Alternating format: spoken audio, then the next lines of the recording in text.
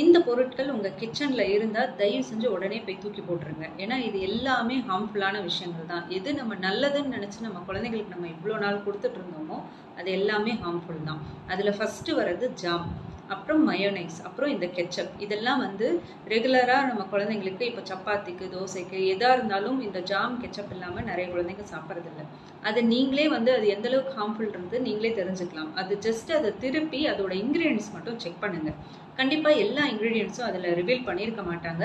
அதுல நிறைய ஆடட் ப்ரிசர்வேட்டிவ்ஸுமே இருக்கும். அதுல ஸ்பெசிஃபிக்கா கொஞ்சம் நம்பரிங்ஸ்லாம் கொடுத்துருப்பாங்க. அதை நீங்க ஜஸ்ட் கூகுள் சர்ச் பண்ணி பார்த்தாலே தெரியும் நீங்க குழந்தைங்களுக்கு என்ன கொடுத்துட்டு இருக்கீங்கன்றது. ஸோ தயவு செஞ்சு அது இம்மிடியேட்டா அதை ஸ்டாப் பண்ணுங்க. சில குழந்தைங்க அதுக்கு தான் அடாப்ட் ஆயிருக்காங்கன்னா நம்மளா தான் அதை அடாப்ட் பண்ண வச்சோம். அப்ப நம்மளாவே அதை வந்து வித்ட்ராவும் பண்ண முடியும். ஒரு கொஞ்சம் டைம் எடுக்கும், பட் கண்டிப்பா உடனே போய் தூக்கி போட்டுருங்க.